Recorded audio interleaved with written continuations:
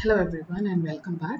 Today, let us discuss Jan 2021 CA Intermediate Accounting paper, and we will be discussing all questions other than accounting standards. So, question number 2 will start planning, and we will not be covering entire questions in the same video. Parts we will be having it maybe 2 or 3 parts. So without wasting any time, let us start the discussion. And please make sure that you are thorough with all the conceptual points under each chapter. കാരണം ഇവിടെ നമ്മൾ ഓരോ ചാപ്റ്ററും വീണ്ടും വീണ്ടും analyse ഒന്നും ചെയ്യുന്നില്ല. ഓരോ ക്വസ്റ്റ്യനും അതിൻ്റെ ആൻസർ സജസ്റ്റഡ് ആൻസർ എന്താണോ വരുന്നത് അത് ഡിസ്കസ് ചെയ്ത് പ്രസൻറ്റ് ചെയ്ത് പോകുന്നതേ ഉള്ളൂ. അപ്പോൾ ഇതിൻ്റെ കോൺസെപ്ഷ്യൽ ക്ലാരിറ്റി ഒക്കെ ഓൾറെഡി ഉണ്ടെന്ന് ഉറപ്പ് വരുത്തിയിട്ട് മാത്രം ക്വസ്റ്റ്യൻസ് ടേക്കപ്പ് ചെയ്യുക. ഇല്ലെങ്കിൽ നിങ്ങൾക്ക് കൺഫ്യൂഷൻ വന്നതായിരിക്കും എന്തുകൊണ്ടാണ് ചെയ്തത്. So we will not have full-fledged discussion of each chapter. We will only be briefly touching upon things that are relevant for solving these problems. So let us start with question number 2A. XYZ garage consists of 3 departments: spares, service and repairs, each department being managed by a departmental manager whose commission was respectively 5%, 10% and 10% of the respective departmental profit, subject to a minimum of 5,000 in each case. Interdepartmental transfers take place at a loaded price as follows: spares in a service like 5% above cost, spares to repairs 10% above cost, repairs to service 10% above cost. In respect of the year ended 31st March 2019, the firm had already prepared and closed the trading and profit and loss account. Subsequently, it was discovered that the closing stock of department had included interdepartmentally transferred goods at loaded price instead of the correct cost price. From the following information, you are required to prepare a statement recomputing the departmental profit or loss, final net profit or loss after charging commission. 3 ഡിപ്പാർട്ട്മെന്റ്സിൻ്റെയും തന്നിട്ടുണ്ട്. അതിൽ സ്പെയറിന് മാത്രം നഷ്ടമാണ്, ബാക്കി 2 പേർക്ക് ലാഭം. പിന്നെ Inter departmental transfer നടന്ന transfer പ്രൈസും തന്നിട്ടുണ്ട്. സർവീസിൻ്റെ താഴെയാണ് തന്നിരിക്കുന്നത്. സർവീസിന് കിട്ടിയത് സ്പെയറിൽ നിന്നും റിപ്പയർസിൽ നിന്നുമാണ്, റിപ്പയർസിന് സ്പെയർസിൽ നിന്നും കിട്ടിയിരിക്കുന്നത്. ഇത്രയുമാണ് ഈ ക്വസ്റ്റ്യൻ. 10 മാർക്ക് ക്വസ്റ്റ്യൻ ആണ്. സെയിം ടൈപ്പ് ഓഫ് ക്വസ്റ്റ്യൻ എക്സാമിന് പലപ്പോഴും ചോദിച്ചിട്ടുള്ളതാണ്. സ്റ്റഡി മെറ്റീരിയലും ഉണ്ട്, with an exception of mostly this part. അതായത് ലോസ് വന്നൊരു കേസ് അല്ല നമ്മുടെ സ്റ്റഡി മെറ്റീരിയൽ തന്നിരിക്കുന്നത്. പിന്നെ ഒരു സബ്ജക്റ്റ് മിനിമം പറയുന്ന ഒരു ടൈപ്പും അല്ലായിരുന്നു. അങ്ങനെ മിനിമം ഒന്നും പറയാതെ പെർസെൻറ്റേജ് ഒരു ഡിപ്പാർട്ട്മെൻറ്റിന് മാനേജറിയൽ കമ്മീഷൻ എത്ര, പ്രോഫിറ്റ് എത്ര എന്നുള്ളത് പറഞ്ഞത്. അപ്പോൾ ഈ ഒരു പോയിന്റ്സ് ആണ് അഡീഷണലി നമ്മൾ സ്റ്റഡി മെറ്റീരിയലോ അല്ലെങ്കിൽ പണ്ട് വന്നതിൽ നിന്ന് ഉള്ള ഒരു ചെറിയ വ്യത്യാസം. സെയിം ക്വസ്റ്റ്യൻ ആണ്, 2 പോയിന്റ്സ് അല്ലെങ്കിൽ 2 അഡ്ജസ്റ്റ്മെന്റ്സ് അവർ അഡീഷണൽ ചെയ്തു എന്നുള്ളതേ ഉള്ളൂ. പക്ഷേ ഈ ഒരു ക്വസ്റ്റ്യൻ നിങ്ങൾ ഓൾറെഡി വർക്ക് ചെയ്തിട്ടുള്ളതാണെങ്കിൽ എങ്ങനെ പ്രസന്റ് ചെയ്യണമെന്ന് അറിയാം. 2 സ്ഥലത്ത് നമ്മൾ ഈ ഒരു കാര്യം ഒന്ന് ഓർത്താൽ മതി, മിനിമത്തിൻ്റെയും ലോസിൻ്റെയും കാര്യം. So let us start question number 2A. And we will be working out this problem with a statement. ഒരു സിംഗിൾ സ്റ്റേറ്റ്മെൻറ്റിൽ തന്നെ നമ്മളിത് പ്രസൻറ്റ് ചെയ്യാനാണ് ശ്രമിക്കുന്നത്. അപ്പോൾ ഒറ്റൊരു സ്റ്റേറ്റ്മെൻറ്റിൽ നമ്മൾക്ക് ആൻസറും ചെയ്യാൻ പറ്റും. It wouldn't take much time and 10 marks നമ്മൾക്ക് ഈസിലി സ്കോർ ചെയ്യാൻ പറ്റുന്നതാണ്. So computation of correct department profit or loss.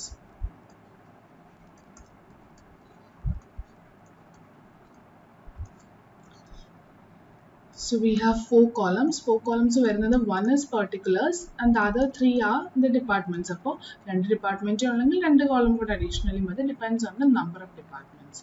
Spares, services and repairs. ഇവിടെ ചോദ്യം എന്താണ്, നമ്മളോട് പറഞ്ഞിരിക്കുന്ന ഒരു സാഹചര്യം എന്ന് വെച്ചാൽ ഓരോ ഡിപ്പാർട്ട്മെന്റിനും ഓരോ മാനേജറുണ്ട്. അവർക്ക് ആ ഡിപ്പാർട്ട്മെന്റിന്റെ പ്രോഫിറ്റിൽ നിന്നാണ് കമ്മീഷൻ കൊടുക്കേണ്ടത്. But you will also have to remember the point that ഈ ഇന്റർ ഡിപ്പാർട്ട്മെന്റ്സ് തമ്മിൽ ഇന്റർ ഡിപ്പാർട്ട്മെന്റൽ ട്രാൻസ്ഫർ നടക്കുന്നുണ്ട്. ആ ഇന്റർ ഡിപ്പാർട്ട്മെന്റൽ ട്രാൻസ്ഫർ നടക്കുമ്പോൾ there is a chance of having an unrealized profit. Unrealized profit അല്ലെ സ്റ്റോക്ക് റിസർവ് എന്ന് പറഞ്ഞൊരു element വരാനുള്ള സാധ്യതയുണ്ട്. അങ്ങനെ ഒരു profit element which is not yet realized by the firm or by the company ഇപ്പോഴും ഉണ്ടെങ്കിൽ അത് ബുക്സിൽ കാണിക്കുന്നത് ശരിയല്ല. കാരണം you have not actually realized it, അല്ലെങ്കിൽ അത് ഏൺ ചെയ്തിട്ടില്ല. അതിന് മുൻപ് നമ്മൾ ഈ ട്രാൻസ്ഫർ വഴി വരുന്ന ഒരു പ്രോഫിറ്റ് റെക്കോർഡിംഗ് ആണ്. അപ്പം നമ്മളത് എന്ത് ചെയ്യും? ഇൻകറക്റ്റ് ആയിട്ടുള്ള ഒരു ഇൻഫർമേഷൻ പ്രസൻറ്റ് ചെയ്യാതിരിക്കാൻ വേണ്ടി അൺറിയലൈസ്ഡ് പ്രോഫിറ്റിനെ നമ്മൾ എലിമിനേറ്റ് ചെയ്യും അല്ലേ. അപ്പോൾ ഇവിടെ പറഞ്ഞിരിക്കുന്ന ക്വസ്റ്റ്യൻ്റെ സാഹചര്യം എന്ന് വെച്ചാൽ ഡിപ്പാർട്ട്മെന്റൽ പ്രോഫിറ്റിന്റെ ബേസിസിലാണ് ഇവർക്ക് ഓരോരുത്തർക്കും മാനേജേഴ്സിന് കമ്മീഷൻ കൊടുക്കേണ്ടത്.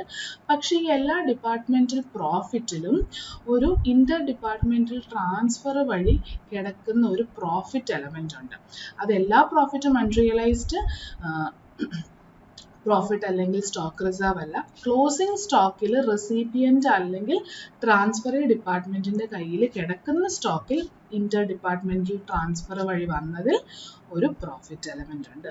അങ്ങനെ ഒരു പ്രോഫിറ്റ് എലമെന്റ് ഉണ്ടെങ്കിൽ അതിനെയും കൂടെ എലിമിനേറ്റ് ചെയ്താൽ മാത്രമാണ് ആക്ച്വലി ഡിപ്പാർട്ട്മെന്റ് വൈസും ഫേം വൈസും ഏൺ ചെയ്ത പ്രോഫിറ്റ് എത്രയാണ് നമ്മൾക്ക് പറയാൻ പറ്റുള്ളൂ. ആ പ്രോഫിറ്റിന്മേലായിരിക്കണം മാനേജറിന് കമ്മീഷനും കൊടുക്കേണ്ടത്. പക്ഷെ ഇവിടെ സംഭവിച്ചിരിക്കുന്നത് ഈ ഒരു ഇന്റർ ഡിപ്പാർട്ട്മെന്റൽ ട്രാൻസ്ഫർ വഴി കിടക്കുന്ന ലോഡിംഗ് പ്രൈസ്, അതായത് ട്രാൻസ്ഫർ പ്രൈസ് ആണ് ക്ലോസിംഗ് സ്റ്റോക്കിൽ വന്നിരിക്കുന്നത്. അപ്പോൾ ക്ലോസിംഗ് സ്റ്റോക്കിൽ വന്നിരിക്കുന്നതിൻ്റെ അർത്ഥം അതെല്ലാം ഈ പ്രോഫിറ്റിനകത്ത് അടങ്ങിയിട്ടുണ്ട്. നമ്മൾക്കറിയാം, നമ്മൾ ഈ അൺറിയലൈസ്ഡ് പ്രോഫിറ്റിനെ അല്ലെങ്കിൽ സ്റ്റോക്ക് റിസർവിനെ എലിമിനേറ്റ് ചെയ്യുന്നത് ജനറൽ പി ആൻഡ് എൽ ആണ്.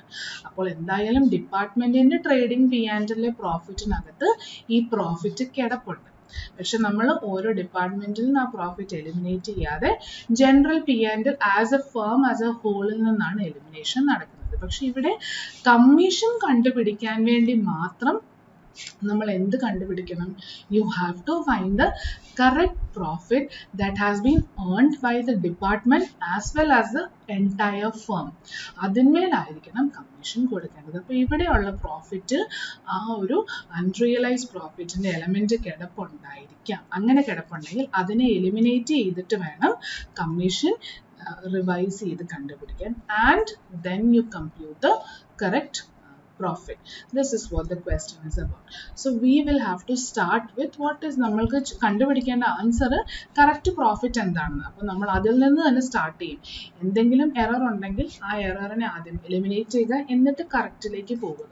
So first step is to start with the net profit or loss given in the question after charging commission. But this has happened after charging commission,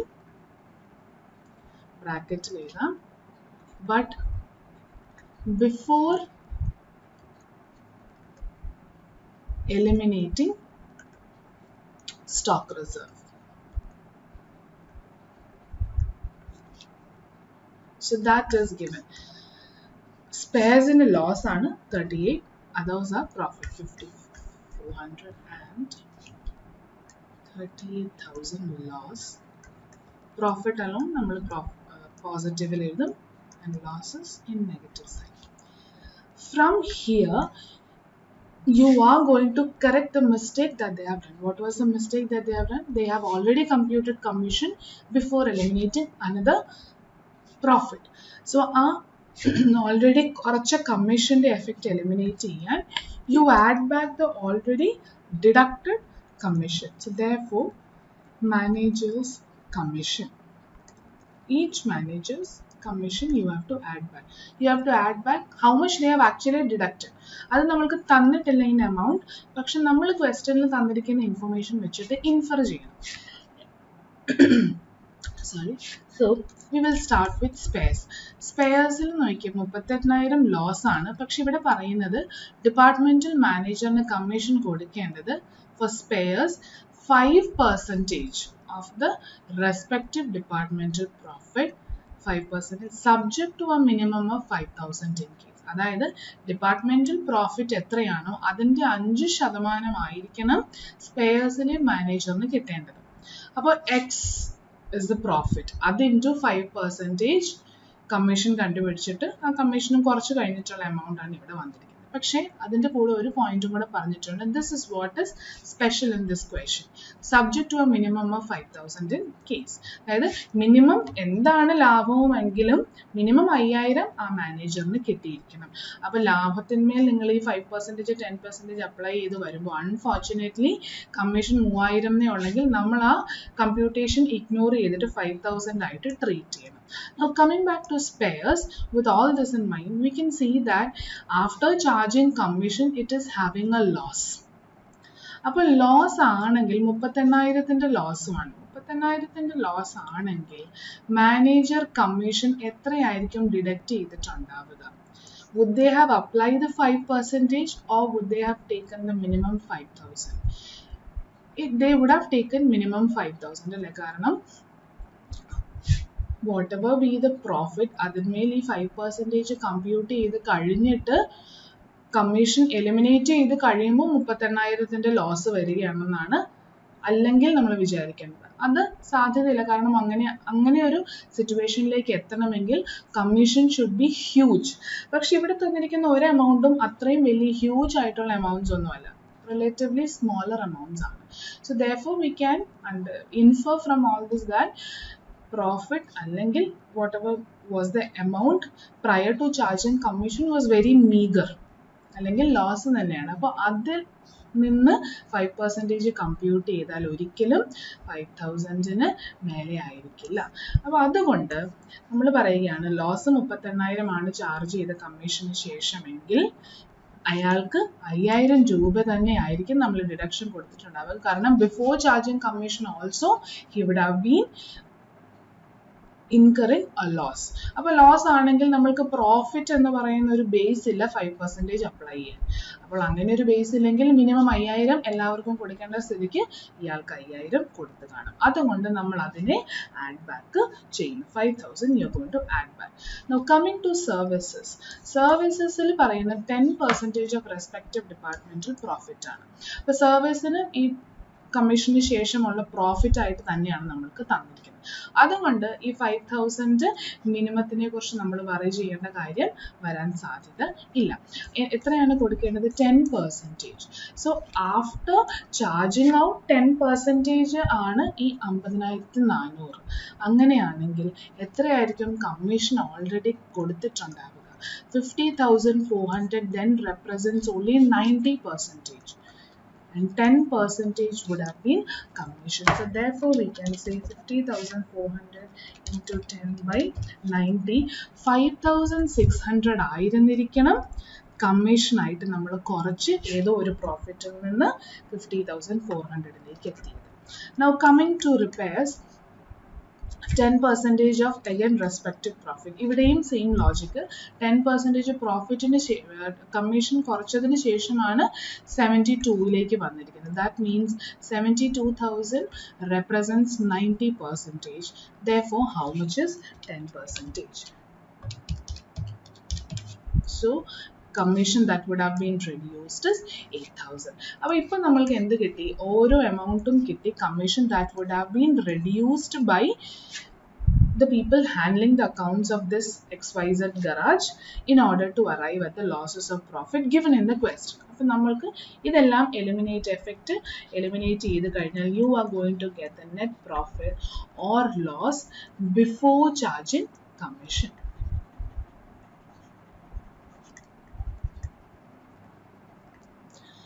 so കമ്മീഷന് മുൻപായിരുന്നെങ്കിൽ സ്പെയർസിൻ്റെ loss 33,000 മാത്രമായിരുന്നിരിക്കും.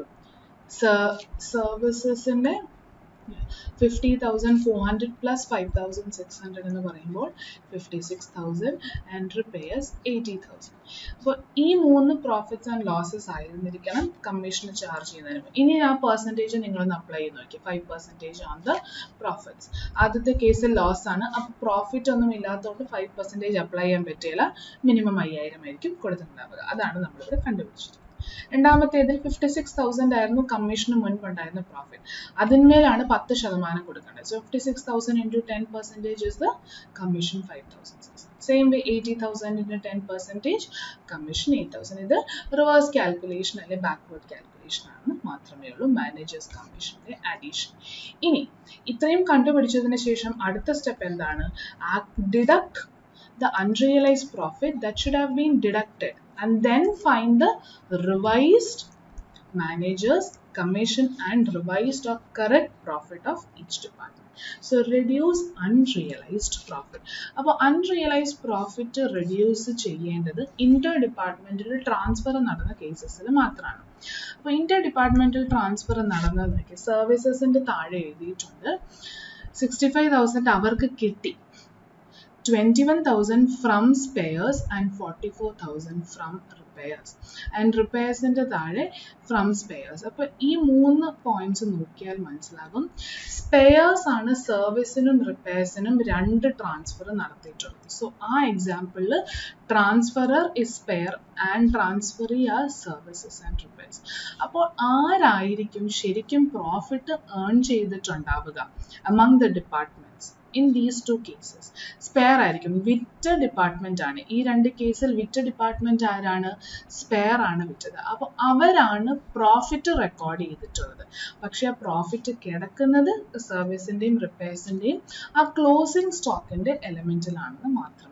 But it is the profit of spares. Now from the point of view of spares, അവർ ആ profit earn ചെയ്തു. പക്ഷേ ആ firm as A whole ഈ 3 ഡിപ്പാർട്ട്മെന്റും കൂടെ totally ഇന്ന് ആ ഗരാജ് ഇതുവരെ പ്രോഫിറ്റ് ഏൺ ചെയ്തില്ല. അതുകൊണ്ടാണ് നമ്മൾ അൺറിയലൈസ്ഡ് പ്രോഫിറ്റിനെ എലിമിനേറ്റ് ചെയ്യുന്നത് from general P&L. Here we are eliminating from the respective departments which have actually earned the profit only to find out the correct managers commission for no other purpose. Manager കമ്മീഷന്റെ correct amount കണ്ടുപിടിക്കാൻ മാത്രമാണ് നമ്മൾ ഇവിടെ elimination നടത്തുന്നത്. ശരിക്കും departmental trading P&L and general P&L ചെയ്യുമ്പോൾ unrealised profit കണ്ടുപിടിച്ച amount eliminate ചെയ്യാൻ പോകുന്നത് ജനറൽ P&L നിന്ന് മാത്രം ആയിരിക്കും. സോ സ്പെയർസ് ആണ് ഈ 2 കേസിലും പ്രോഫിറ്റ് ഏൺ ചെയ്തിട്ടുള്ളത്. സോ അത് നമ്മൾക്ക് ആദ്യം എഴുതാം. From unrealised profit of spares, unrealized profit of spares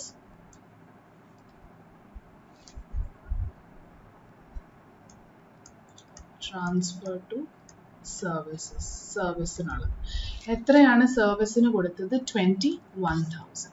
so 21,000 ആണ് ക്ലോസിംഗ് സ്റ്റോക്കിൽ കിടക്കുന്നത്. അതിനാണ് പ്രോഫിറ്റ് ഉള്ളത്. That is the cost price of the recipient service department, but that is the selling price of spares department, which is the selling department or transfer department. അപ്പോൾ 21,000 selling price of transfer department കിട്ടി. അതിലടങ്ങിയിരിക്കുന്ന profit എങ്ങനെയാണ് കണ്ടുപിടിക്കുന്നത്? നമ്മൾക്ക് ഇവിടെ പറഞ്ഞിട്ടുണ്ട് spares to service 5% above cost ആണ്. തന്നിരിക്കുന്ന കോസ്റ്റ് ആണെങ്കിൽ we have to assume cost price is 100. അങ്ങനെയാണെങ്കിൽ what is the selling price that spares had charge to service? 5% on cost, 5% on 100, profit 5, cost 100. So selling price would be 105. This 21,000 also represents the selling price of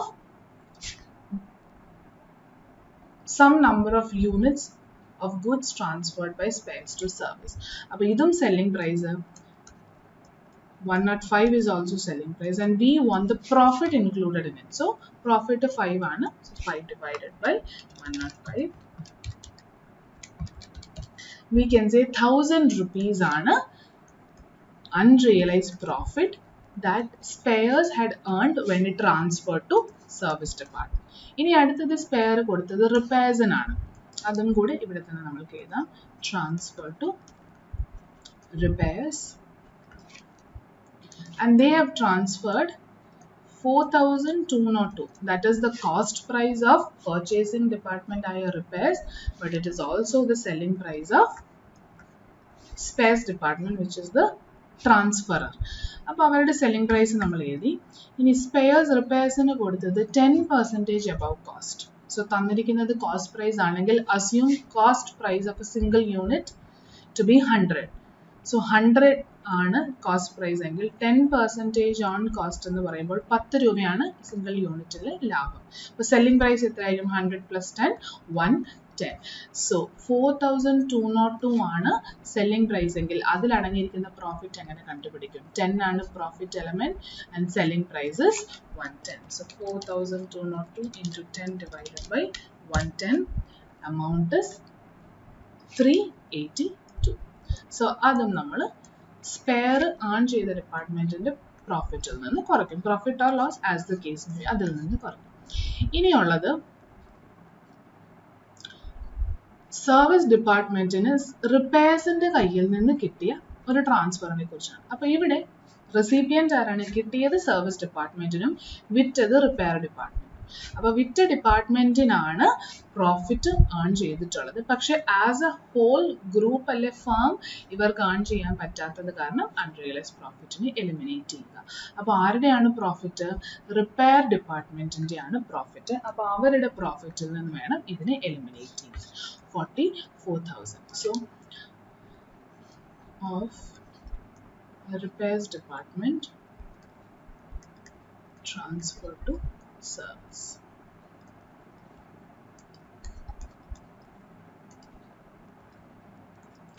So repairs department ഏറ്റവും ലാസ്റ്റത്തെ column ആണ്. അവിടെ നിന്ന് 44,000 ആണ് transfer ചെയ്തിരിക്കുന്നത്. So 44,000 is the selling price of repair department of some number of units goods transferred.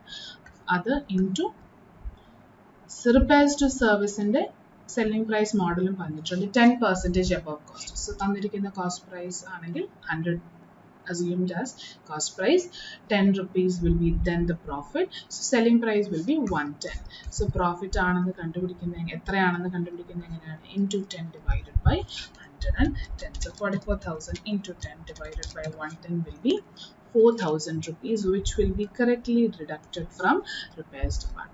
ഇനി മറ്റൊരു പ്രത്യേകത ഈ ക്വസ്റ്റ്യൻ ഉള്ളത്, ഇതിനു മുൻപ് നമ്മൾ സ്റ്റഡി മെറ്റീരിയലോ അല്ലെങ്കിൽ എക്സാമിനൊക്കെ വന്നിരിക്കുന്നതിൽ കുറച്ചും കൂടെ ക്ലിയർ ആയിരുന്നു, അല്ലെങ്കിൽ ആ കോളം തിരിച്ച് എഴുതിയതിൽ കുറച്ചും കൂടെ ക്ലാരിറ്റി ഉണ്ടായിരുന്നു.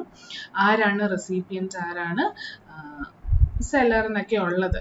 അപ്പോൾ ഒരു കൺഫ്യൂഷൻ വരാനുള്ള സാധ്യത കുറവായിരുന്നു. പക്ഷെ ഇവിടെ ചിലപ്പോൾ ഒരു കൺഫ്യൂഷൻ വന്നതായിരിക്കും. കാരണം സർവീസ് ഡിപ്പാർട്ട്മെന്റിന്റെ താഴെയാണ് കൊടുത്തിരിക്കുന്നത്. അപ്പോൾ ഡയറക്റ്റ്ലി പോയി സർവീസ് ഡിപ്പാർട്ട്മെന്റിൽ നിന്ന് ഈ പ്രോഫിറ്റ് നമ്മൾ സ്പീഡിൽ ചെയ്തു പോകുമ്പോൾ ചെയ്യാൻ സാധ്യതയുണ്ട്. പക്ഷെ ഓർക്കുക, ഒരിക്കലും unrealised profit managers commission correct കണ്ടുപിടിക്കാൻ വേണ്ടി എലിമിനേറ്റ് ചെയ്യുന്നത് റെസിപ്പിയന്റ് ഡിപ്പാർട്ട്മെന്റിന്റെ കയ്യിൽ നിന്നല്ല. ആരാണോ അവർക്ക് വിറ്റത് അവരുടെ ഡിപ്പാർട്ട്മെന്റിൽ നിന്ന് ആണ്. അപ്പം ഈ ഒരു കോളത്തിനുള്ളിൽ തന്നിരിക്കുന്നത് എന്ന് വെച്ചാൽ റെസിപ്പിയന്റ് ആരാണെന്ന് കാണിക്കുന്നതാണ് column head service and repairs ആയിട്ട് തന്നിരിക്കുന്നത്. പക്ഷെ കണ്ടന്റിനുള്ളിൽ അവർ പറയുന്നുണ്ട് ആരാണ് സെല്ലിംഗ് ഡിപ്പാർട്ട്മെന്റ്. അപ്പൊ ആ സെല്ലിംഗ് ഡിപ്പാർട്ട്മെന്റിനെ ഐഡന്റിഫൈ ചെയ്ത് അവരുടെ അക്കൗണ്ടിൽ നിന്ന് അല്ലെങ്കിൽ കോളത്തിൽ നിന്ന് വേണം ഈ അൺറിയലൈസ്ഡ് പ്രോഫിറ്റിനെ എലിമിനേറ്റ് ചെയ്യാൻ. മേക്ക് ഷുവർ യു, അല്ലെങ്കിൽ നമ്മൾക്ക് ആൻസർ ഈ എമൗണ്ട്സ് ഒക്കെ കറക്റ്റ് ആയിരിക്കും, 1,382 4,000. പക്ഷെ ഡിഡക്ട് ചെയ്യുന്ന കോളം മാറിപ്പോയാൽ അൾട്ടിമേറ്റ്ലി നമ്മുടെ ആൻസർ അഗൈൻ തെറ്റായി പോകും. സോ അൺറിയലൈസ്ഡ് പ്രോഫിറ്റ് കണ്ടുപിടിച്ചു കഴിഞ്ഞാൽ then we can find out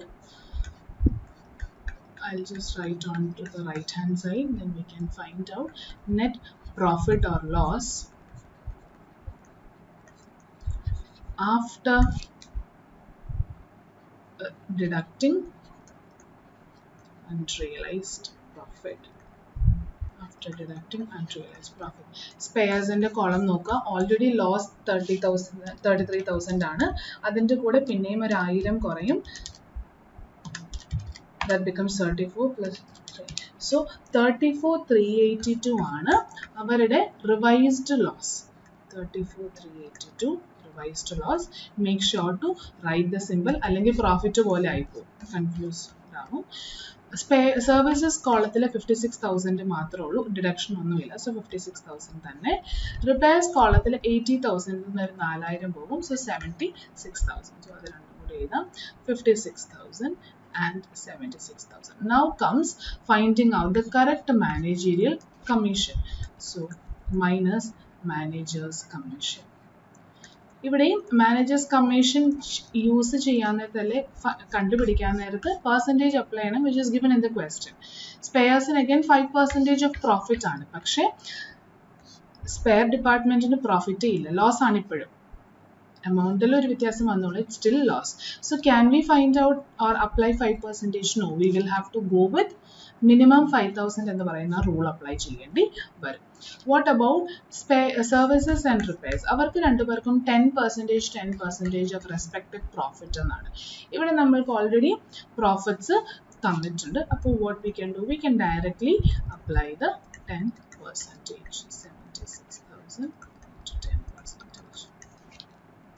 So you will have 5,600 as commission and 7,600 as commission, and you will have to find out the correct profit, because the question ചോദിച്ചിരിക്കുന്ന manager's commission അല്ല, അവർ indirectly manager's commission ചോദിക്കുന്നുണ്ടെങ്കിലും ക്വസ്റ്റ്യനിൽ direct ആയിട്ട് തന്നിരിക്കുന്ന correct profit കണ്ടുപിടിക്കാനാണ്. So therefore correct departmental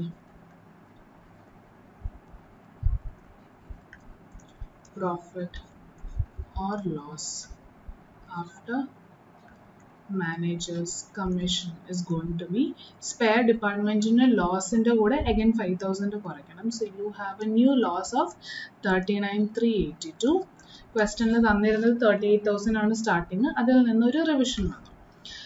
service department 56,000 minus 5,600, which is 50,400. That doesn't change. ആ ഡിപ്പാർട്ട്മെന്റിന് ഈ കറക്ഷൻ ഒക്കെ നമ്മൾ ചെയ്ത് കണ്ടുപിടിച്ചെങ്കിലും ക്വസ്റ്റനിൽ തന്നിരിക്കുന്ന ആൻസർ തന്നെയാണ്. അതുകൊണ്ട് പറയേണ്ട that is the correct answer, കാരണം ഇവർക്ക് അൺറിയലൈസ് പ്രോഫിറ്റ് ഒന്നും തന്നെ ഇല്ലായിരുന്നു. ഇനി അവസാനത്തെ റിപ്പയർ ഡിപ്പാർട്ട്മെന്റിന് 76,000 മൈനസ് 7,600, 68,400. സോ സ്പെയർസ് ഡിപ്പാർട്ട്മെന്റിനും റിപ്പയർസ് ഡിപ്പാർട്ട്മെന്റിനുമാണ് പ്രോഫിറ്റിൽ ഒരു മാറ്റമുള്ളത്. സർവീസിന് ക്വസ്റ്റനിൽ തന്നിരിക്കുന്നത്. ഇതാണ് 10 മാർക്കിന് ചോദിച്ചിരിക്കുന്ന ചോദ്യത്തിന്റെ ആൻസർ. ഫെയർലി സിമ്പിൾ ആണ്. സിമിലർ ടൈപ്പ് ഓഫ് ക്വസ്റ്റ്യൻസ് ഒരുപാട് എക്സാമിനും ചോദിച്ചിട്ടുണ്ട്, സ്റ്റഡി മെറ്റീരിയലും ഉണ്ട്. only thing ഈ 2 പോയിന്റ്സ് മാത്രമാണ് ഓർക്കേണ്ടത്. പിന്നെ ക്വസ്റ്റ്യൻ തന്നതിലൊരു പ്രസന്റേഷൻ ചിലപ്പോൾ ആർക്കെങ്കിലും ഒക്കെ ഒരു കൺഫ്യൂഷൻ ഉണ്ടാക്കിയെന്നിരിക്കാം. എക്സാം ടൈമിൽ നമ്മളത് ഫേസ് ചെയ്യും. അപ്പോൾ ഇത് മാത്രം ഒന്ന് ശ്രദ്ധിച്ചു കഴിഞ്ഞാൽ വളരെ ഈസി ആയിട്ട് സ്കോർ ചെയ്യാൻ പറ്റുന്ന ഒരു ക്വസ്റ്റ്യൻ ആണ്. So let us not waste any time. We are moving on to question number 2B, which is also for 10 marks, and that is from single entry chapter. പക്ഷേ fairly simple question ആണ് single എൻട്രിയുടെ. Working notes ഒക്കെ ഉണ്ടെങ്കിലും അത്രയും complicated working notes ഒന്നും അല്ല. So we will read quickly. Mr. Prakash furnishes following information for his ready-made garment business. Receipts and payments തന്നിട്ടുണ്ട്, അതായത് cash book തന്നിട്ടുണ്ട്. ഓപ്പണിംഗ് ബാങ്ക് ബാലൻസ് ഉണ്ട്, closing cash and bank balance ഉണ്ട്, payments റിസീപ്റ്റ്സിനെ കുറിച്ചൊക്കെ പറയുന്നുണ്ട്. And then he has given information about his certain assets and liabilities. Opening balance തന്നിട്ടുണ്ട്. Trade debtors and ക്രെഡിറ്റേഴ്സിന്റെ മാത്രം ക്ലോസിംഗ് ബാലൻസിൽ ക്വസ്റ്റ്യൻ മാർക്ക് ഉണ്ട്, which means it is an indication that you will have to find out on your own as working note എന്താണ് closing balance. then you have additional information. Total സെയിലിന്റെ 20% and purchaseന്റെ 20% ക്യാഷിലാണ്. then of the debtors a sum of 7,200 bad debt ആയിട്ട് എഴുതി തള്ളണം. അത് കൂടാതെ ഒരു additional provision of 2% create ചെയ്യണം. ഡിപ്രിസിയേഷൻ 10% എടുക്കണം. Machinery and furniture. You are required to prepare trading and profit and loss account for the year ended 31st March 2020 and balance sheet as on that date. So to be trading and profit and loss account.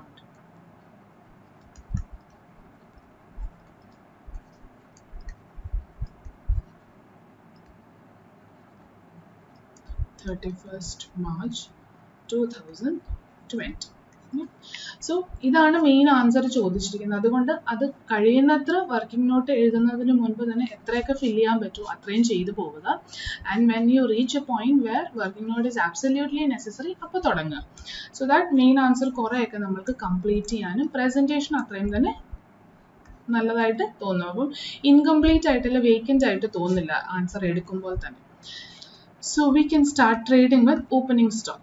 ഇനി opening stock എവിടെയെങ്കിലും തന്നിട്ടുണ്ടോ? Receipts and പേയ്മെന്റ്സിൽ എന്തായാലും വരില്ല. പക്ഷേ other assets and liabilities തന്നതിനകത്ത് stock തന്നിട്ടുണ്ട്. Opening ഡേറ്റിലുള്ളത് കൊണ്ട് closing. So which means 38,600 and 55,700. So 38,600 closing സ്റ്റോക്കും തന്നിട്ടുണ്ട്. ഞാൻ കുറച്ചൊരു സ്പേസ് വിട്ടിട്ട് ക്ലോസിംഗ് സ്റ്റോക്കും കൂടെ ഒന്ന് എഴുതുകയാണ്. You can skip that, keep it aside. ആ സമയമാകുമ്പോൾ സെയിൽസ് എല്ലാം എഴുതി കഴിഞ്ഞിട്ട് എഴുതിയാലും കുഴപ്പമൊന്നുമില്ല. അപ്പം എഴുതിയാലും ആമ്പിൾ സ്പേസ് വിടണമെന്ന് മാത്രമേ ഉള്ളൂ. സെയിൽസോ അബ്നോർമൽ ലോസ് ഒക്കെ വന്നു കഴിഞ്ഞാൽ എഴുതാൻ. അപ്പോൾ അത് ക്വസ്റ്റൻ ഒന്ന് റഫ്ലി ഒന്ന് വായിച്ചു കഴിഞ്ഞാൽ അറിയാം എന്തൊക്കെയാണ് വരാനുള്ളത്. അപ്പോൾ സെയിൽ മാത്രമേ വരാനുള്ളൂ. അപ്പോൾ അതിനുള്ള സ്പേസ് വിട്ടിട്ട് ക്ലോസിംഗ് സ്റ്റോക്ക്. ഇനി അടുത്തത് സെയിൽസും പർച്ചേസസും ആണ് എഴുതേണ്ടത് അല്ലേ? പക്ഷെ സെയിലും പർച്ചേസും ട്രേഡ് ക്രെഡിറ്റേഴ്സിന്റെയും ഡെറ്റേഴ്സിന്റെയും ഓപ്പണിംഗ് ബാലൻസേ ഉള്ളൂ, ക്ലോസിംഗ് ബാലൻസ് ഇല്ല. അപ്പം നമുക്ക് അവിടെ നിന്ന് ഇൻഫർ ചെയ്യാൻ പാടാണ്. ഇനി ക്യാഷ് ബുക്കിലേക്ക് പോയി നോക്കിയാൽ ക്യാഷ് സെയിലും ക്യാഷ് പർച്ചേസും തന്നിട്ടുണ്ട്. അപ്പൊ ക്യാഷ് സെയിലും ക്യാഷ് പർച്ചേസും മാത്രമാണോ ഉണ്ടാവുക? അല്ല, ക്രെഡിറ്റ് സെയിലും പർച്ചേസും കാണില്ല. അതിനെക്കുറിച്ച് ഒരു ഇൻഫർമേഷൻ ഇല്ല. പക്ഷേ ടോട്ടൽ സെയിലിന്റെയും പർച്ചേസിന്റെയും 20% ക്യാഷ് വഴിയുള്ള സെയിൽ ആൻഡ് പർച്ചേസ് എന്ന് പറയുന്നത്. Which means it is an indication or it is a point that is going to assist you in finding out the total sales and purchases. അതുകൊണ്ട് let us open a working note quickly. Working note to finding out total sales and purchases.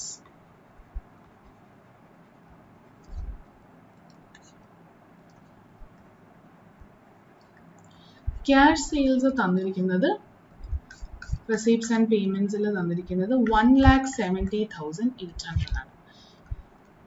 This 1,70,800 they said that 20% of total sales equal ആണ്. Total സെയിൽസിന് 20% ക്യാഷിലാണെന്ന് പറഞ്ഞു. അപ്പോൾ cash sale 1,70,800 ആണെങ്കിൽ we can find out how much will be our total sales then. 170,800 divided by 20%, which is going to be 8,40,000. ഇതാണ് total sale. ഇതിനെ ഞാൻ just ഒന്ന് ബൈഫിക്കേഷൻ അങ്ങ് കാണിച്ചു പോകുന്നതേ ഉള്ളൂ as cash and credit, so that it will assist you in some other working note. ഡെറ്റേഴ്സും ക്രെഡിറ്റേഴ്സും ഒക്കെ എഴുതുമ്പോൾ ഒന്ന് എളുപ്പത്തിന് വേണ്ടി ചെയ്തു എന്നുള്ളതേ ഉള്ളൂ. ഇവിടെ എഴുതാതെ പിന്നെ മാനുവലി ആ ഒരു വർക്കിംഗ് നോട്ടിന്റെ സമയത്ത് കണ്ടുപിടിച്ചാലും കുഴപ്പമൊന്നുമില്ല. സോ 8,54,000 നിന്ന് 170,800 ക്യാഷ് ആണെന്ന് അറിയും. അപ്പൊ ക്രെഡിറ്റ് എത്രയായിരിക്കും? 6,83,200. Then we have cash purchases. Same way cash purchases receipts and payments ഉണ്ട്. And that is 1,22,750. So 1,22,750 എന്ന് പറയുന്ന amount is 20% of total purchase എന്ന് additional informationൽ പറയുന്നുണ്ട്. So therefore total purchase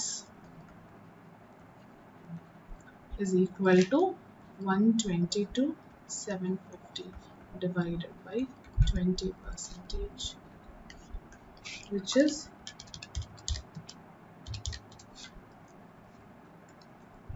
6,13,750.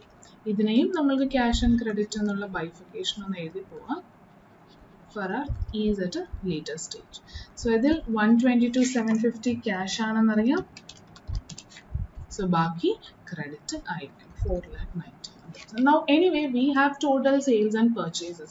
അപ്പോൾ ഈ ഒരു ക്യാഷ് ആൻഡ് ക്രെഡിറ്റ് ബ്രേക്കപ്പ് ട്രേഡിങ്ങിൽ കാണിക്കണമെന്നില്ല, ഇവിടെ ആ ബ്രേക്കപ്പ് കാണിച്ചാലും മതി. അപ്പോൾ കുറച്ചും കൂടെ ക്ലീനർ ആയിട്ട് ഒറ്റ ലൈനിൽ നമ്മൾക്ക് അവിടെ തീർക്കാം. അപ്പോൾ ഈ ഒരു വർക്കിംഗ് നോട്ട് റെഫറൻസ് കൊടുത്ത് സെയിൽ ആൻഡ് പർച്ചേസ് നമ്മൾക്ക് എഴുതാം. So by sales make sure to always give working note reference so that it is easy for the valuer to immediately go ahead and check the working note and ensure that what you have recorded here is correctly computed no captured എന്നൊക്കെ ഉള്ളത് അവർക്കൊന്ന് easily verify ചെയ്യാൻ പറ്റും. Working not number 1 നമ്മൾക്കും എല്ലാം എഴുതി കഴിഞ്ഞ് ഒന്ന് revise ചെയ്യുക, ഒന്ന് ചെക്ക് ചെയ്യണമെങ്കിൽ ഈസി വർക്കിംഗ് നോട്ട് റെഫറൻസ് ആണ്. സോ പർച്ചേസസ് എഴുതി, സെയിൽസ് എഴുതി. ഇനി ഒന്ന് പെട്ടെന്ന് നോക്കുക, പേയ്മെന്റ് സൈഡിൽ എക്സ്പെൻസസ് എന്തൊക്കെയാണുള്ളത്. Salary, general expense, rent and taxes, drawings, അതൊക്കെയാണ്. ഏതെങ്കിലും ഡയറക്റ്റ് എക്സ്പെൻസിനെ കുറിച്ച് റെസീപ്റ്റ്സ് ആൻഡ് പേയ്മെന്റ്സിലോ അസറ്റ് ലയബിലിറ്റി അഡീഷണൽ ഇൻഫർമേഷനിലോ പറയുന്നുണ്ട്. ഒന്നും തന്നെ ക്വസ്റ്റനിൽ പറയുന്നില്ല. വിച്ച് മീൻസ് ഇവിടം കൊണ്ട് തീരുകയാണ് trading. So we can find out gross profit and find out the balancing figure. So gross profit is going to be 8,54,000 plus 55,700 minus 38,600. So our gross profit is 2,57,350. So gross profit kitiyasthedikku moving on to P&L account by gross profit carried down 2,57,350. And we have to record expenses one by one. Expenses, receipts and payments under salary, under general expense, rent and taxes. Particulars of other assets and liabilities. Assets and liabilities in the outstanding salary under, which means salary ഇവിടെ pay ചെയ്തിരിക്കുന്നത് മുഴുവനും ഈ വർഷത്തെ expense ആയിരിക്കണമെന്ന് നിർബന്ധമില്ല. കാരണം ഔട്ട്സ്റ്റാൻഡിംഗിൽ ഒരു opening closing ഉണ്ട്. അപ്പോൾ ഇതിനൊരു വർക്കിംഗ് നോട്ടിന്റെ ആവശ്യമുണ്ട്. പക്ഷെ മറ്റേതെങ്കിലും എക്സ്പെൻസിന് ഇങ്ങനെ ഒരു ലയബിലിറ്റിയോ അഡ്വാൻസ് പേയ്മെന്റോ വല്ലതും കണ്ടിട്ടുണ്ടോ? പ്രീപെയ്ഡ് ഒന്നും തന്നെ കാണുന്നില്ല ജനറൽ എക്സ്പെൻസിനും റെന്റ് ആൻഡ് ടാക്സസിനും. അതിന്റെ അർത്ഥം എന്തായിരിക്കും? These expenses whatever has been paid during the year is what has been incurred during the year. Extra ഒന്നുമില്ല, ഇൻകർ ചെയ്ത് മുഴുവൻ പേ ചെയ്ത് തീർത്തു. അതുകൊണ്ടാണ് പേയബിൾ ഒന്നും ഇല്ലാത്തത്. അഡീഷണൽ ഇൻഫർമേഷനിലും പിന്നെ പറയുന്ന bad debt, doubtful debts and depreciation ആണ്. അതൊക്കെ നമ്മൾക്ക് കമ്പ്യൂട്ട് ചെയ്യാൻ പറ്റുന്നതാണ്. ഇത് രണ്ടും കമ്പ്യൂട്ട് ചെയ്യേണ്ട ആവശ്യമില്ല. തന്നിരിക്കുന്ന റെസീപ്റ്റ്സ് ആൻഡ് പേയ്മെന്റ്സിൽ നിന്ന് ഡയറക്ട്ലി പിക്ക് ചെയ്താൽ മതി. So to general expenses 22,500, to rent and taxes 11,800. Then നമ്മൾക്കറിയാവുന്ന എക്സ്പെൻസസ് ഒക്കെ ഒന്ന് എഴുതിയേക്കാം, so that we don't miss anything. Salary വേണം, അതിനൊരു വർക്കിംഗ് നോട്ടിന്റെ ആവശ്യമുണ്ട്. ബാഡ് ഡെറ്റ് വേണം. Bad debts is already given to us, so we can write that. Provision for doubtful debts നമ്മളോട് കണ്ടുപിടിക്കാൻ പറഞ്ഞിട്ടുണ്ട്.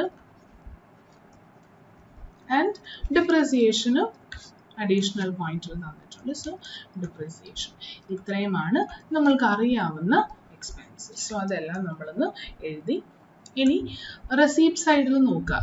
റെസീപ്റ്റ് സൈഡിൽ ഓപ്പണിംഗ് ബാലൻസും സൺഡ്രി ഡെറ്റേഴ്സിൻ്റെ കിട്ടിയത്, cash sale, capital brought in, അതിനോടൊപ്പം ഇൻട്രസ്റ്റ് ഓൺ ഇൻവെസ്റ്റ്മെന്റ് റിസീവ്ഡ് ഉണ്ട്. അതായത് ഒരു ഇൻഡയറക്റ്റ് ഇൻകം തന്നിട്ടുണ്ട്.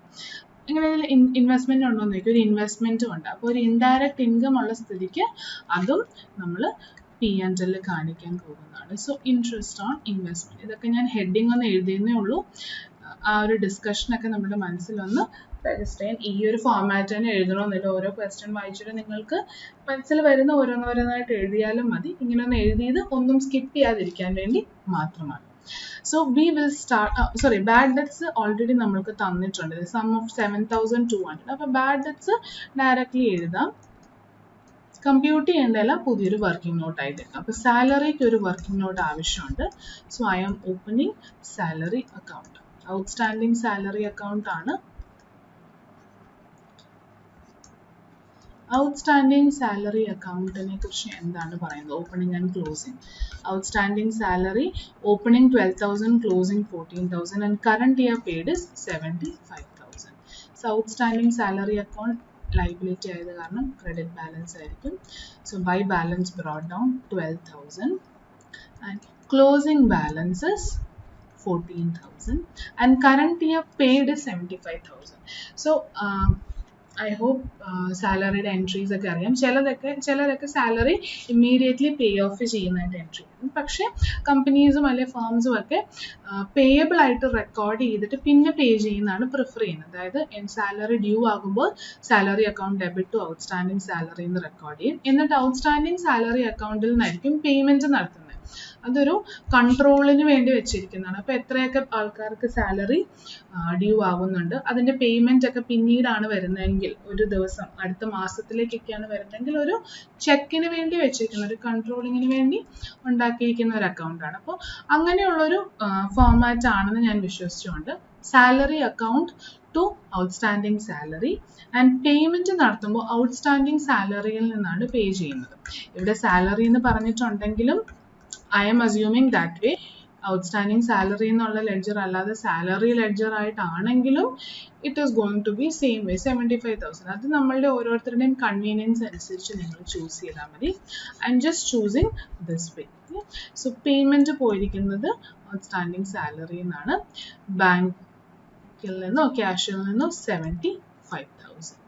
സോ ഓപ്പണിംഗ് ബാലൻസ് 12,000ഉം ക്ലോസിങ് 14,000ഉം. സോ 75,000 സാലറി പേ ചെയ്തിട്ടുണ്ട്. ഓപ്പണിംഗ് 12,000 ഉണ്ടായിരുന്നു, ക്ലോസിങ്ങിൽ 14,000 ആയെങ്കിൽ അതിൻ്റെ അർത്ഥം ഈ വർഷം ക്രെഡിറ്റിൽ വന്നിരിക്കുന്ന എമൗണ്ട് എത്രയായിരുന്നു? 12,000 minus 75,000, 77,000. Now what is the 77,000? Outstanding salary അക്കൗണ്ടിലേക്ക് ഒരു ക്രെഡിറ്റ് ആണ് വന്നിരിക്കുന്നത്, അതായത് ലയബിലിറ്റി കൂടി. എന്തായിരിക്കും ലയബിലിറ്റി കൂടാനുള്ള കാരണം? ഈ ഒരു നേച്ചറിലുള്ള എക്സ്പെൻസ് ഇൻകർ ചെയ്തു. അതായത് സാലറി ഇൻകർ ചെയ്തത് ഫോർ ദ ഇയർ ഇസ് 77,000. അത് പേ ചെയ്തത് 75,000 ആണെന്നേ ഉള്ളൂ. Salary incurred for the year 77,000. ആ 2,000 രൂപ മിച്ചമുള്ളതാണ് അപ്പോൾ ഓപ്പണിംഗ് ഔട്ട്സ്റ്റാൻഡിങ് സാലറിയിലേക്ക് ആഡായി പോയിരിക്കുന്നത്. സോ ഇവിടെ നമ്മൾക്ക് സാലറി എക്സ്പെൻസ് എത്രയാണെന്ന് കിട്ടി? 77,000. അപ്പോൾ കിട്ടിയ സ്ഥിതിക്ക് P&L പോയി അത് ഫിൽ ചെയ്യുക. അപ്പോൾ that also give working not number 2 and 77,000.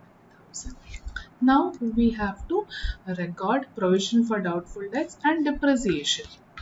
അപ്പോൾ depreciation നമ്മൾക്ക് പെട്ടെന്ന് കണ്ടുപിടിക്കാൻ പറ്റുന്ന ഒന്നാണ്.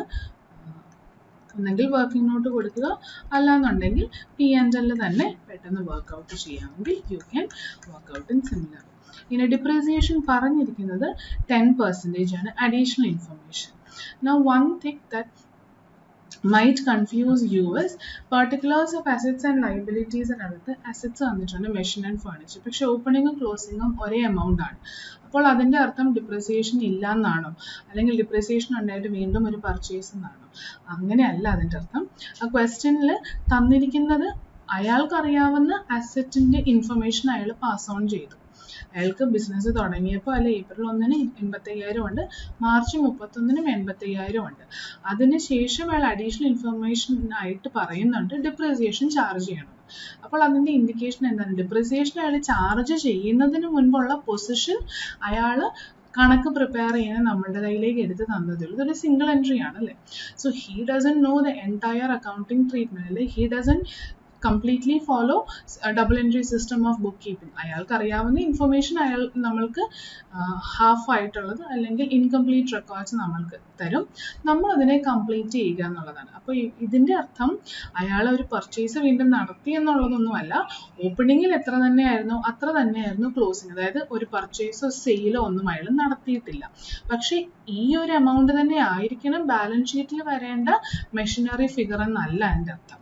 ഈ ഒരു എമൗണ്ട് ആണ് അയാളുടെ കാഴ്ചപ്പാടിൽ ബാലൻസ് ഷീറ്റിൽ വരേണ്ടത്. പക്ഷേ അയാൾ നമ്മളോട് പറയുന്നുണ്ട് മെഷീനും അല്ലെങ്കിൽ ഫർണിച്ചറിനും ഡിപ്രീസിയേഷൻ 10% ചാർജ് ചെയ്യാനുണ്ട് ഇൻ അഡീഷണൽ ഇൻഫർമേഷൻ. അപ്പോൾ അത് നമ്മൾ സെപ്പറേറ്റ്ലി ചാർജ് ചെയ്യേണ്ടതാണ്. ആ ഡിപ്രീസിയേഷൻ ചാർജ് ചെയ്ത് കഴിഞ്ഞിട്ടുള്ള റിവൈസ്ഡ് ക്ലോസിംഗ് ബാലൻസ് ആണ് അസറ്റിനും നമ്മൾ ബാലൻസ് ഷീറ്റിൽ കാണിക്കേണ്ടത്. ആ ഒരു പോയിന്റ് ഓർത്തേക്ക്. So 85,000 and 24,500 for machinery and furniture. So machinery depreciation 85,000 into 10%, that is going to be 8,500, and furniture 24,500 into 10%. ഇവിടെ full വർഷം യൂസ് ചെയ്തിട്ടുണ്ട്. So we are charging full years. So 10,950 ആണ് depreciation. അതും കിട്ടിയ സ്ഥിതിക്ക് working note number 3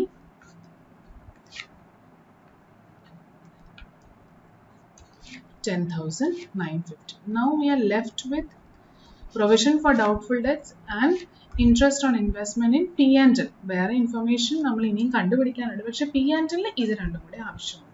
provision for doubtful debts കണ്ടുപിടിക്കാൻ നമ്മൾക്ക് ഡെറ്റേഴ്സിൻ്റെ ledger വേണം. ഡെറ്റേഴ്സിൻ്റെ ക്ലോസിംഗ് ബാലൻസ് ഇല്ല. അപ്പോൾ അത് നമ്മളിനി ഒരു വർക്കിംഗ് നോട്ടായിട്ട് കണ്ടുപിടിക്കാനുണ്ട്. പക്ഷെ അതിന് മുൻപ് ഇൻട്രസ്റ്റ് ഓൺ ഇൻവെസ്റ്റ്മെൻറ്റ് നമ്മൾക്ക് വേണമെങ്കിൽ we can find out. How is that? Interest on investment കിട്ടേണ്ടത് 12% ഇൻവെസ്റ്റ്മെന്റിൽ നിന്നാണ്. 12% ഇൻവെസ്റ്റ്മെന്റും ഇതേപോലെ മെഷീനറി പോലെ തന്നിട്ടുണ്ട്. ഓപ്പണിങ്ങിൽ അയാൾക്ക് 85,000 ഉണ്ടായിരുന്നു, ക്ലോസിങ്ങിലും 87,000. അതിന്റെ അർത്ഥം എന്താണ്? അയാൾ പുതിയ ഇൻവെസ്റ്റ്മെന്റ് ഒന്നും നടത്തിയില്ല. എന്തായിരുന്നു തുടങ്ങിയപ്പോൾ ഉണ്ടായിരുന്നത് അത് തന്നെ അയാൾ ഹോൾഡ് ചെയ്യും. സോ 85,000 അയാൾക്ക് ഇൻട്രസ്റ്റ് കിട്ടേണ്ടത്. Which means 85,000 into 12%. അയാൾക്ക് കിട്ടേണ്ട interest is 10,200. Now he has received in bank account കുറച്ച്. അത് എത്ര കിട്ടിയിട്ടുണ്ട്? 9,750. അപ്പോൾ ഒരിക്കലും 9,750 മാത്രമല്ല അയാളുടെ ഇൻകം. അയാളുടെ ഇൻകം 85,000 12% ആണ്. കിട്ടിയത് ഇത്ര മാത്രമാണെന്നാണ്. അപ്പോൾ ബാക്കി എന്താണ്? ഇനിയും റിസീവബിൾ ആയിട്ട് ബാലൻസ് ഷീറ്റിലേക്ക് പോകേണ്ട ഒരു ഫിഗറാണ്. സോ ഇൻട്രസ്റ്റ് ഓൺ ഇൻവെസ്റ്റ്മെന്റിന് സെപ്പറേറ്റ് വർക്കിംഗ് നോട്ടിൻ്റെ ഒന്നും ആവശ്യമില്ല. 85,000 into 12% ഇതിനുള്ളിൽ തന്നെ കാണിച്ച് നമുക്ക് റെക്കോർഡ് ചെയ്യാവുന്നതേ ഉള്ളൂ. So 10,200. Yeah. So now we have completed almost everything. Provision for doubtful debts pending ആണ്. അപ്പോൾ അതിനു വേണ്ടി നമുക്ക് ഡെറ്റേഴ്സും ക്രെഡിറ്റേഴ്സും ഒന്ന് simultaneously ഓപ്പൺ ചെയ്യാം. Debtors account, working not number 5, creditors account. ഇതൊക്കെ ചെയ്യുന്ന ഓർഡർ നമ്മളുടെ ഓരോരുത്തരുടെയും കൺവീനിയൻസും സമയമൊക്കെ നോക്കി ചെയ്യേണ്ടതാണ്. ഇപ്പോൾ സെയിലും പർച്ചേസും കണ്ടുപിടിച്ച സമയത്ത് തന്നെ നിങ്ങൾക്ക് ഡെറ്റേഴ്സും ക്രെഡിറ്റേഴ്സും എഴുതണമെങ്കിൽ അങ്ങനെ വേണമെങ്കിലും ചെയ്യാം. It's all up to you. ഒത്തിരി സമയം എടുക്കാതെ എത്രയും പെട്ടെന്ന് ആൻസർ കണ്ടുപിടിക്കാൻ മാത്രം ശ്രദ്ധിച്ചാൽ മതി. സെയിം ഓർഡർ തന്നെ ഫോളോ ചെയ്യണമെന്നൊന്നും നിർബന്ധമില്ല. സോ ഡെറ്റേഴ്സിൻ്റെ ഓപ്പണിംഗ് ബാലൻസ് 1,55,000 ക്രെഡിറ്റേഴ്സിൻ്റെ 60,200.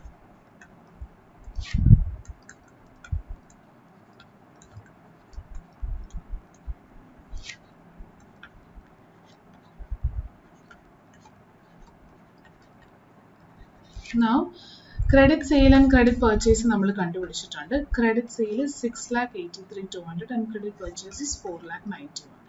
so credit sale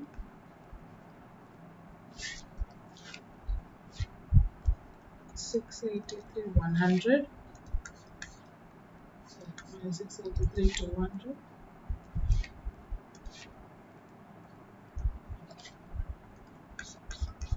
and purchase is 4,91,000.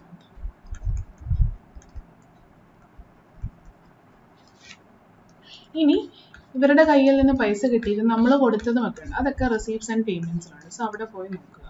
Receipts and പേയ്മെന്റ്സിൽ ഡെറ്റേഴ്സിന്റെ കയ്യിൽ നിന്ന് കിട്ടിയത് 4,81,000, ക്രെഡിറ്റേഴ്സിന് കൊടുത്തത് 343. സോ ഡെറ്റേഴ്സിന്റെ കയ്യിൽ നിന്ന് കിട്ടിയത് ബൈ ബാങ്ക് 4,81,000 and creditors കൊടുത്തത് 380.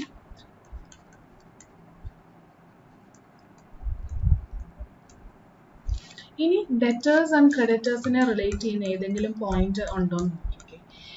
റെസിപ്റ്റ്സ് ആൻഡ് പേയ്മെന്റ്സിൽ മറ്റൊന്നുമില്ല. പെർട്ടിക്കുലേഴ്സ് ഓഫ് അസറ്റ്സ് ആൻഡ് ലയബിലിറ്റീസിലും വേറൊന്നുമില്ല. അഡീഷണൽ ഇൻഫർമേഷനിൽ ഡെറ്റേഴ്സിനെ റിലേറ്റ് ചെയ്യുന്ന കാര്യങ്ങളുണ്ട്. ഡൗട്ട്ഫുൾ ഡെറ്റ്സും ബാഡ് ഡെറ്റും. പക്ഷേ ബാഡ് ഡെറ്റ്സ് 7,200 ഡൗട്ട്ഫുൾ ഡെറ്റ്സ് 2% എന്നാണ് പറഞ്ഞത്.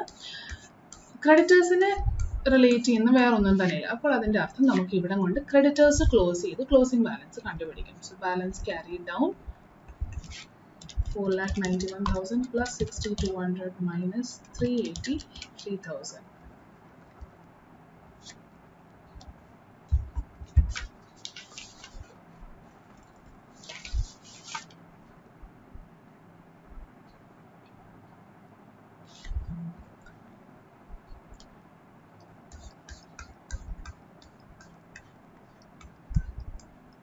Payment to sundry creditors was 3,43,000. 40,000. So 2,08,200 ആണ് closing credit balance. Creditors pay ചെയ്തത് 3,43,000 ആയിരുന്നു. So 3,43,000 ആകുമ്പോൾ closing balance is 2,08,200, which you will have to show in balance sheet. Now coming back to debtors account. Bad ഡെറ്റ്സിൻ്റെ കാര്യം നമ്മളോട് question തന്നെ പറഞ്ഞിട്ടുണ്ട്. So by bad debts 7,200. Then they are talking about provision for doubtful debts. പക്ഷെ provision for doubtful debts ഒരിക്കലും actually ഇൻകറി ചെയ്ത ഒരു loss അല്ല. ലോസ് ആകാൻ സാധ്യതയുണ്ടെന്ന് നിങ്ങൾ ഒരു പ്രഡിക്ഷൻ നടത്തുന്നതാണ്. അത് ഡെറ്റേഴ്സ് അക്കൗണ്ടിൽ എഫക്റ്റ് ചെയ്യില്ല. അത് ഡെറ്റേഴ്സ് അക്കൗണ്ട് പ്രിപ്പയർ ചെയ്ത് കഴിഞ്ഞ് എന്താണോ ഡെറ്റേഴ്സിൻ്റെ കയ്യിൽ നിന്ന് ഇനിയും കിട്ടാനുള്ളത് ആ ഒരു എമൗണ്ടിൽ നമ്മൾ ഒരു ഡൗട്ട് പറയുന്നതാണ്. ഓക്കെ, ആ എമൗണ്ട് 1 lakh ആണെന്ന് വെക്കാം, അതിലൊരു 2% കിട്ടാൻ സാധ്യതയില്ല, അതുകൊണ്ട് പ്രൊവിഷൻ ക്രിയേറ്റ് ചെയ്യുക.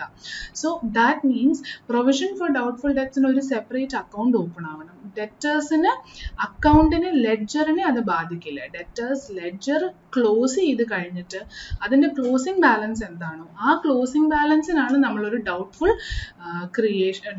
നേച്ചർ ആണെന്ന് പറഞ്ഞ് പ്രൊവിഷൻ ക്രിയേറ്റ് ചെയ്യുന്നത്. സോ ദെയർഫോർ ബാഡ് ഡെറ്റ്സ് പക്ഷേ ഓൾറെഡി വന്ന ഒരു നഷ്ടമാണ്. അതുകൊണ്ട് ബാഡ് ഡെറ്റ്സ് കറണ്ട് ഇയറിൽ നടക്കുന്ന ഒരു സംഭവമാണ്. പൈസ തരാൻ ചോദിച്ചു കഴിഞ്ഞപ്പോൾ ഡെറ്റേഴ്സ് പറ്റില്ല എന്ന് പറഞ്ഞ് ബാഡ് ഡെറ്റ് ആയി പോയി നമ്മൾ ഉറപ്പിച്ച കാര്യമാണ്. അതുകൊണ്ട് അത് ഡെറ്റേഴ്സിൽ നിന്ന് ഡയറക്റ്റ്ലി റൈറ്റ് ഓഫ് ചെയ്യുന്നു. പ്രൊവിഷൻ ഫോർ ഡൗട്ട്ഫുൾ ഡെറ്റ്സ് പക്ഷേ നമ്മൾക്ക് സംശയം മാത്രമാണത് ഡൗട്ട്ഫുൾ ആകാൻ സാധ്യത. ചിലപ്പോൾ അടുത്ത വർഷം വരുമ്പോൾ ശരിക്കും ഒരു പൈസ തന്നു കാണും, അപ്പോൾ നമ്മൾ ഈ പ്രൊവിഷൻ എലിമിനേറ്റ് ചെയ്യും. So that is not an actual thing which has already occurred. പിന്നീട് സംഭവിക്കാൻ സാധ്യതയുണ്ട് നമ്മൾ പറയുന്നതാണ്. അതുകൊണ്ട് ഒരിക്കലും ഇത് ഡെറ്റേഴ്സ് അക്കൗണ്ടിനുള്ളിൽ വരില്ല. ഡെറ്റേഴ്സ് അക്കൗണ്ടിന്റെ ക്ലോസിംഗ് ബാലൻസ് കണ്ടുപിടിച്ചതിന് ശേഷം you will have to create a provision. So 3,50,000 ആണ് നമ്മളുടെ ക്ലോസിംഗ് ബാലൻസ് ഓഫ് ഡെറ്റേഴ്സ്. ഇതിലാണ് നമ്മളോട് പറഞ്ഞിരിക്കുന്ന ഒരു അഡീഷണൽ പ്രൊവിഷൻ ക്രിയേറ്റ് ചെയ്യണം of 2% because you are doubtful may be next year ഇത് ഡ്യൂ ആകുമ്പോൾ 2% പേയ്മെൻറ്റ് നമ്മൾക്ക് കിട്ടാൻ സാധ്യതയില്ല എന്നുള്ളത്. സോ അതുകൊണ്ട് പ്രൊവിഷൻ ഫോർ ഡൗട്ട്ഫുൾ ഡെറ്റ്സിൽ 3,50,000 ക്ലോസിംഗ് ബാലൻസിന്മേൽ 2%. So that is 7,000 rupees. So provision for doubtful debts കഴിഞ്ഞ സ്ഥിതിക്ക് let us find out the net profit as balancing figure. Net profit ആണ്, കാരണം പ്രോഫിറ്റ് അത്യാവശ്യം ഗ്രോസ് പ്രോഫിറ്റ് ഉണ്ട്.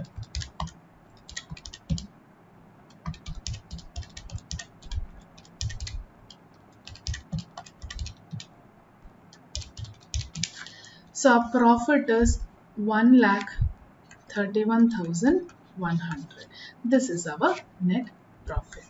Now we have to find out prepare balance sheet also.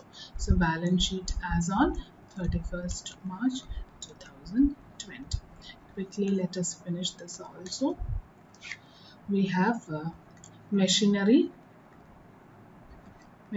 ഓർക്കണം, നമ്മൾ discussion നടത്തിയത് 85,000 അവർ തന്നതാണ്, ക്ലോസിങ്ങിലാണെന്ന് പറഞ്ഞു. പക്ഷേ അതിൻ്റെ കൂടെ ഡിപ്രീസിയേഷനെ കുറിച്ച് അവർ പറയുന്നുണ്ട്. അപ്പോൾ ഡിപ്രീസിയേഷൻ നമ്മളത് കണ്ടുപിടിച്ച സ്ഥിതിക്ക് you have to reduce that from the balance given and then show the book value after depreciation. So 76,500. Same way furniture 24,500 ആയിരുന്നു ഉള്ളത്. അതിൽ നിന്ന് ഡിപ്രീസിയേഷൻ 2,450 നമ്മൾ കുറയ്ക്കണം. That is 22,050. Then നമ്മൾക്ക് അറിയാവുന്ന ഡെറ്റേഴ്സ് സ്റ്റോക്ക് എല്ലാം റെക്കോർഡ് ചെയ്യാനുണ്ട്. So let us record one by one. Debtors നമ്മൾക്ക് റെക്കോർഡ് ചെയ്യാനുണ്ട്. ബട്ട് ഡെറ്റേഴ്സിന് നമ്മൾക്ക് വർക്കിംഗ് നോട്ട് റെഫറൻസ് കൊടുക്കാം 3,50,000. നൗ ഇവിടെ രണ്ട് രീതിയിൽ പ്രസൻറ്റ് ചെയ്യാം. ഐദർ ഇവിടുന്ന് തന്നെ 3,50,000 ഇന്നർ കോളത്തിൽ എഴുതി പ്രൊവിഷൻ നമ്മൾക്ക് കുറച്ച് കാണിക്കാം. അല്ലാന്നുണ്ടെങ്കിൽ അസറ്റ് സൈഡിൽ ഡെറ്റേഴ്സ് 3,50,000 തന്നെ കാണിക്കാം, ലയബിലിറ്റി സൈഡിൽ പ്രൊവിഷനെയും കാണിക്കാൻ വിട്ടുപോകാതിരുന്നാൽ മാത്രം മതി. സോ ഡെറ്റേഴ്സ് നമ്മൾ എഴുതി. സ്റ്റോക്ക് ഓൾറെഡി ക്വസ്റ്റ്യനിൽ തന്നിട്ടുണ്ട് 55,700. ദെൻ 12% ഇൻവെസ്റ്റ്മെന്റ് ഉണ്ട് 85,000. Then we have cash in bank. പിന്നെ ഉണ്ടായിരുന്നത് ക്യാഷ് ഇൻ ബാങ്ക് ആണ്. അത് റെസീപ്റ്റ്സ് ആൻഡ് പേയ്മെന്റ്സ് അക്കൗണ്ട് തന്നിട്ടുണ്ട്, അതിൻ്റെ ക്ലോസിങ്ങിലുണ്ട്. Cash 2150 bank 36,600. 2150 36,600. പക്ഷെ അവിടെ കൊണ്ട് തീരുന്നില്ല.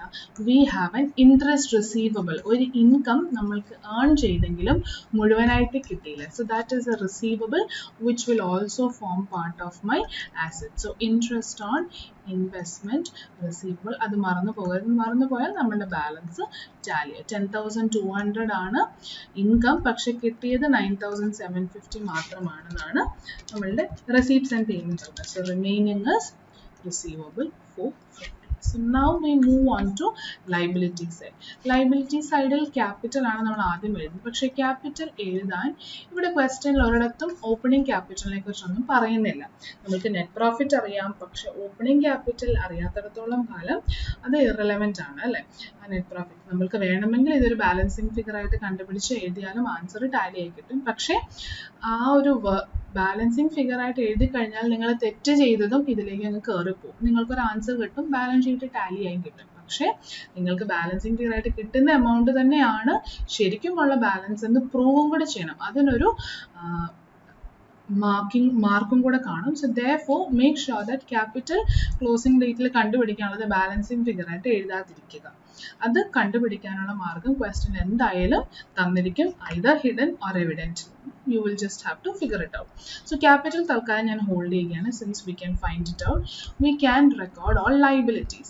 അതിൽ ക്രെഡിറ്റേഴ്സ് നമ്മൾക്ക് ആദ്യം എഴുതാം. സെൻട്രി ക്രെഡിറ്റേഴ്സ് നമ്മൾ working not number 5 കണ്ടുപിടിച്ചതാണ്. 2,08,200. Then we had provision for doubtful debts.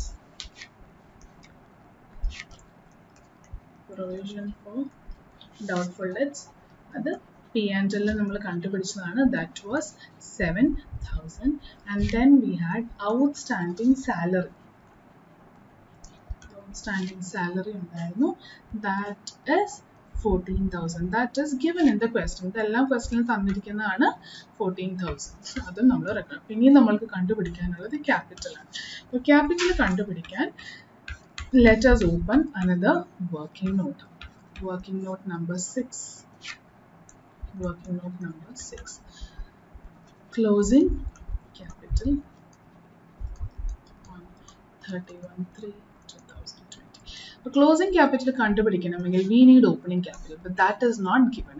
So therefore we have to start with statement of affairs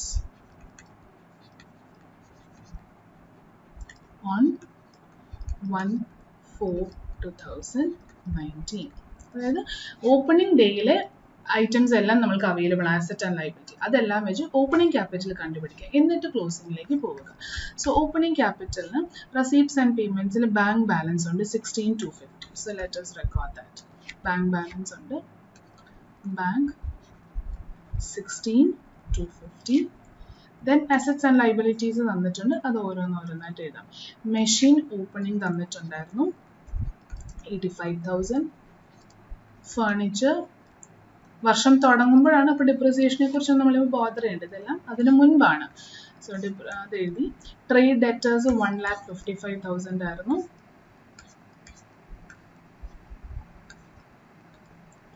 debtors 1,55,000. Stock we will have to record 12% investment 85,000 ആയിരുന്നു. Stock ഒന്ന് നോക്കണം. Just check that. Stock was also given. Stock is 38,600. Now interest on investment receivable ഒക്കെ ഈ വർഷം നടന്നതാണ്. Opening ബാലൻസിൽ അതൊന്നും ഇല്ലായിരുന്നു അല്ലേ. ഉണ്ടായിരുന്നെങ്കിൽ അത് ആ അസറ്റ് ആൻഡ് ലയബിലിറ്റി ഇൻഫർമേഷനിൽ നമുക്ക് തന്നേനെ. So that is not there. Then we have the liability side. നമ്മൾക്ക് എഴുതാം. Liability side creditors ഉണ്ട്, outstanding salary ഉണ്ട്. Creditors 60,200 and outstanding salary 12,000.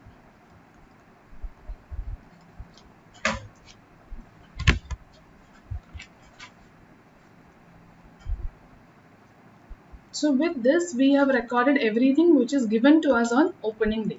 അപ്പോൾ ഇവിടെ നമ്മൾക്ക് ഇതിനെ ക്ലോസ് ചെയ്ത് ബാലൻസിങ് ഫിഗർ ആയിട്ട് ക്യാപിറ്റൽ കണ്ടുപിടിക്കാം. പക്ഷേ ക്യാപിറ്റൽ കണ്ടുപിടിക്കുന്ന ഓപ്പണിംഗ് ക്യാപിറ്റലാണ്. ഓപ്പണിംഗ് ക്യാപിറ്റലും ബാലൻസിങ് ഫിഗർ അല്ലാതെ മറ്റേതെങ്കിലും രീതിയിൽ കണ്ടുപിടിക്കണമെന്ന് പറഞ്ഞാൽ it's impossible. Closing capital balancing figure അല്ലാതെ വർക്ക്ഔട്ട് ചെയ്ത് തന്നെ കണ്ടുപിടിക്കാം. പക്ഷേ ഓപ്പണിംഗ് ക്യാപിറ്റൽ ഒന്നെങ്കിൽ ഡയറക്റ്റ്ലി തരും, അല്ലെങ്കിൽ അത് ഇങ്ങനെ ഒരു statement of affairs on opening date വഴി ബാലൻസിങ് ഫിഗർ ആയിട്ട് കണ്ടുപിടിക്കാം. Both you should find it out as a balancing figure. Main ആൻസറിന്റെ ബാലൻസ് ഷീറ്റിൽ വരുന്ന ക്യാപിറ്റൽ ബാലൻസിങ് ഫിഗർ അല്ലാണ്ട് കണ്ടുപിടിക്കാൻ ഒന്ന് ശ്രദ്ധിക്കുക. സോ therefore നമുക്ക് നോക്കാം എത്രയാണ് opening capital.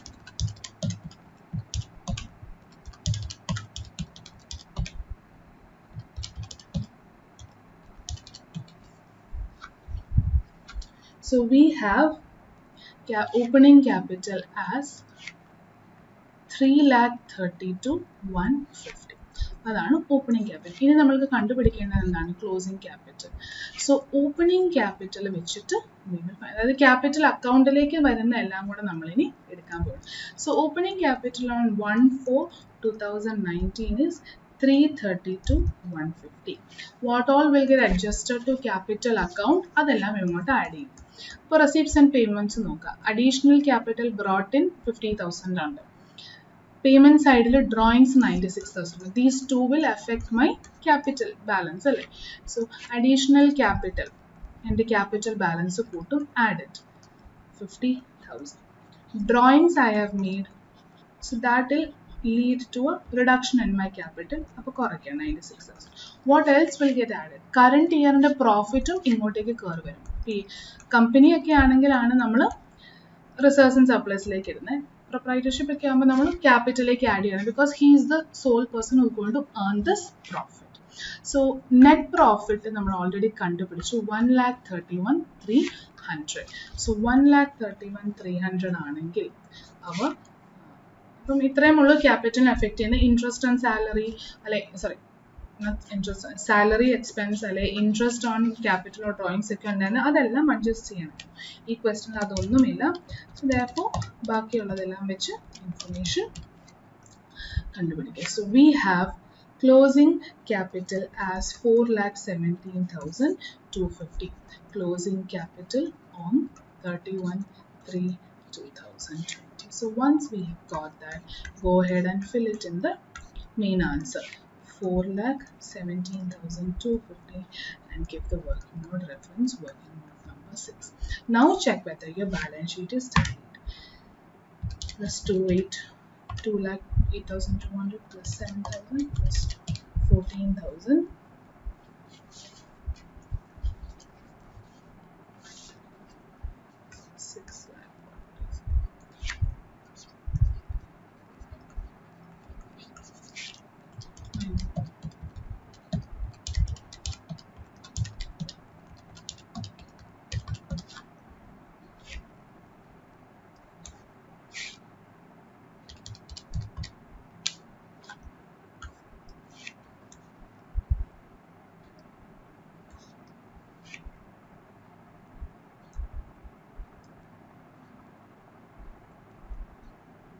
So balance sheet tally ആവുന്നുണ്ട്, both asset side and liability side, 6,46,450. So with that we complete question number 2B also for 10 marks. ഇതും comparatively simpler question ആണ്. ഒത്തിരി വർക്കിംഗ് നോട്ട്സ് ഒന്നും ഇല്ല. ഉള്ള വർക്കിംഗ് നോട്ട്സ് ഒക്കെ വളരെ സിമ്പിൾ ആയിട്ട് തന്നെ നമ്മൾക്ക് സോൾവ് ചെയ്യാൻ പറ്റും. സോ ഈസി ടു സ്കോർ ആണ് compared to what has been given in RTPs and past 2 times. അതൊക്കെ കുറച്ചും കൂടി ഡിഫിക്കൽട്ട് ആണ് നമുക്ക് പറയാം. ഇത് കുറച്ചുകൂടി ഈസിയാണ്, which is easy for you to score. ഒന്ന് ശ്രദ്ധിച്ച് വായിച്ച് വർക്കൗട്ട് ചെയ്യാനുള്ളത് മാത്രം. We have rest of the questions other than accounting standards, but that we will be taking up as another video, and maybe in 2 or 3 videos we will try to cover up all the questions. So ee edutha rendu questions ningalku clear ayenu vishwasikkunu. If you have any queries or doubts, do let me know in the comment section. So thank you so much for listening. We'll meet you again very soon with rest of the questions. Thank you.